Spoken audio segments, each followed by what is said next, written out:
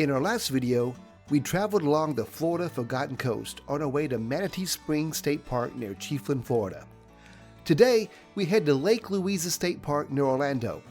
And since it's a short 2.5-hour drive and really not the most scenic, through the magic of video editing, we're going to skip the road footage and go straight to the park. Ready? 3, 2, 1. Alright, we arrived at Lake Louisa State Park near Clermont, Florida. We are in site number 10. Not bad, however, the only thing I do not like about this site is when it rains, you got a puddle here. And so, yeah, and it rains quite a bit, off and on, these little short rain showers in the hot afternoon of the day. It's not unusual for a 5-10 minute shower and then it clears up like right now. We just had a couple while ago, and so that's the only thing is you get this after one of those rain showers, and you know, we'll just deal with it. But it's a beautiful campground and really nice. We wanted about maybe a dozen people here on a Thursday afternoon. I understand this is real popular, and probably by Friday, tomorrow, the weekend, it will fill up pretty quick. And there's a reason this park is so popular. 3 lakes for kayaking, canoeing, and paddleboarding, 7 miles of paved road for cycling and hiking, and another 20 miles of unpaved multi-use trails. Yeah, I can see why it gets busy here on weekends.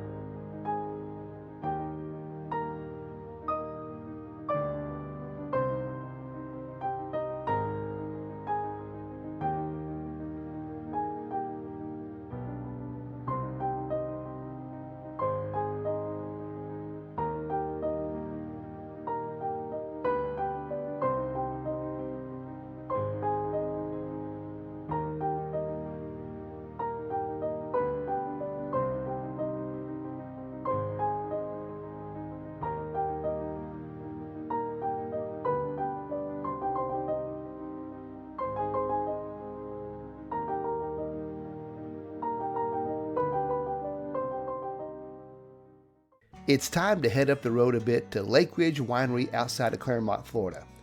Lakeridge sits on a 125-acre estate some 25 miles west of Orlando.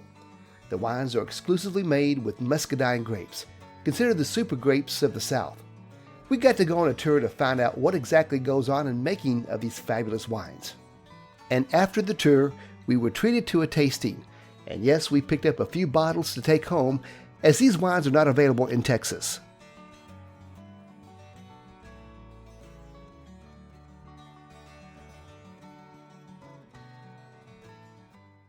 Being careful not to drink too much wine and seeing that we had to drive, we took a venture into historic downtown Clermont.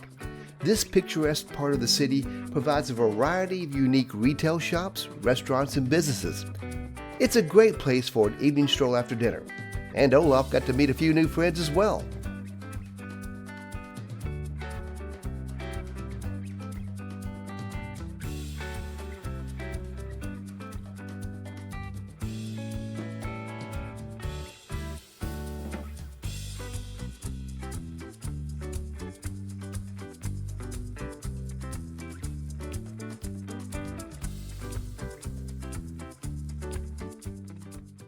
But one of our favorite places in this city is the beautiful waterfront park overlooking Lake Mineola.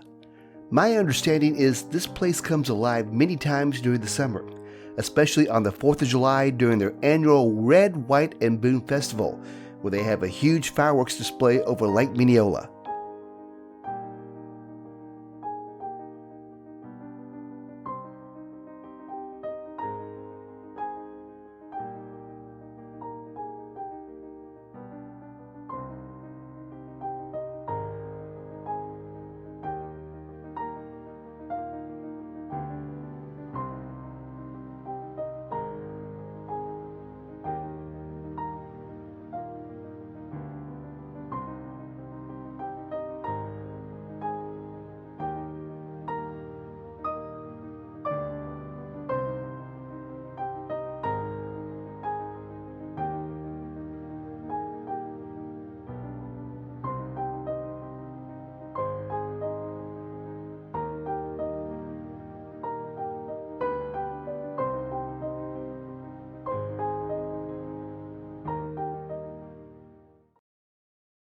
Let's go see how all the young cool cats live. This is The Villages, the largest 55-plus community in the U.S. With a population of over 100,000, there's always something going on here. Now, we talked to some of the locals and they told us that this place is one big 24/7 party. Well, that got my attention real quick. And when I asked my wife that we should consider this for our next retirement home, this was the expression on my face. And when she told me that that was entirely out of the question, my expression turned to this.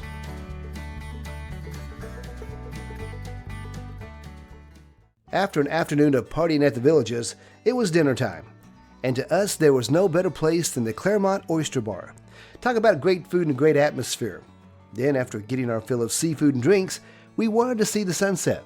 And we found the perfect place just outside our travel trailer at Lake Louisa.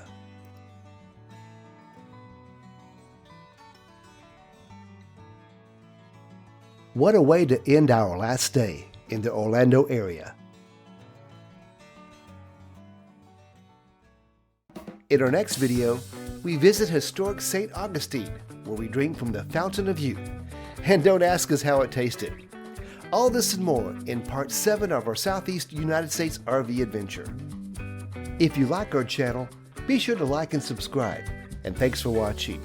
Until then, we'll see you on the road.